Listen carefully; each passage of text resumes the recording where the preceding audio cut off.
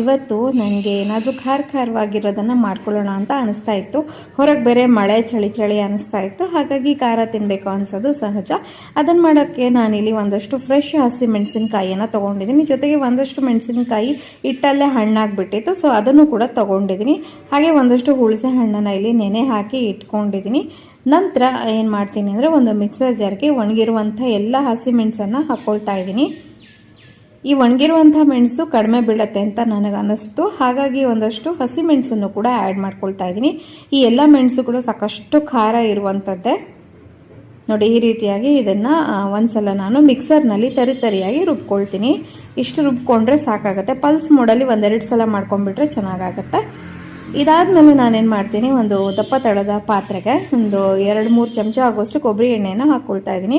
ಅದಾದಮೇಲೆ ನಾನು ಮಿಕ್ಸರ್ನಲ್ಲಿ ರುಬ್ಕೊಂಡಿದ್ನಲ್ಲ ಆ ಒಂದು ಹಸಿಮೆಣಸಿನ್ಕಾಯಿನ ಇದಕ್ಕೆ ಹಾಕ್ಕೊಂಡು ಒಂದು ಸುಮಾರಷ್ಟು ಹೊತ್ತು ಒಂದು 10-15 ಮಿನಿಟ್ಸ್ ಇದನ್ನು ಚೆನ್ನಾಗಿ ಬಾಡಿಸ್ಕೊಳ್ಬೇಕು.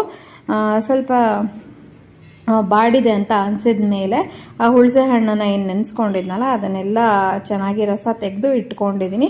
ಈ ರೀತಿಯಾಗಿ ನಿಧಾನಕ್ಕೆ ಆ ಹುಣಸೆ ರಸವನ್ನು ಸೇರಿಸ್ತಾ ನಾವು ಈ ಒಂದು ಮೆಣಸಿಗೆ ಮಿಕ್ಸ್ ಮಾಡ್ತಾ ಬರಬೇಕು.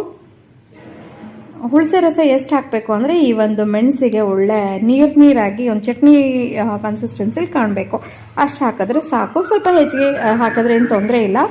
ಈಗ ಇದಕ್ಕೆ ರುಚಿಗೆ ತಕ್ಕಷ್ಟು ಉಪ್ಪನ್ನು ಸೇರಿಸ್ಕೊಂಡೆ. ಹಾಗೆ ಇದಕ್ಕೆ ಸ್ವಲ್ಪ ಹಿಂಗು ಜಾಸ್ತಿ ಬೇಕಾಗುತ್ತೆ.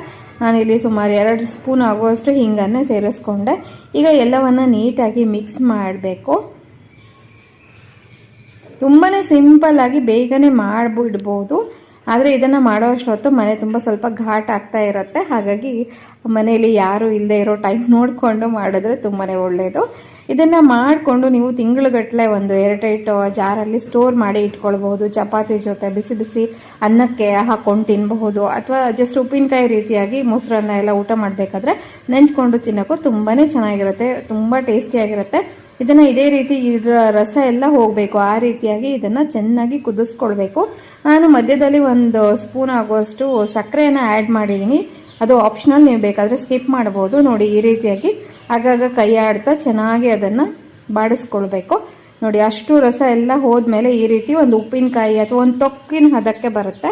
ಇಷ್ಟು ಬಂದರೆ ಸಾಕು. ಇವಾಗ ಗ್ಯಾಸನ್ನು ಆಫ್ ಮಾಡಿಬಿಟ್ಟು ಒಂದು ಏರ್ಟೈಟ್ ಡಬ್ಬಿಯಲ್ಲಿ ಸ್ಟೋರ್ ಮಾಡಿ ಇಟ್ಕೊಳ್ಬಹುದು.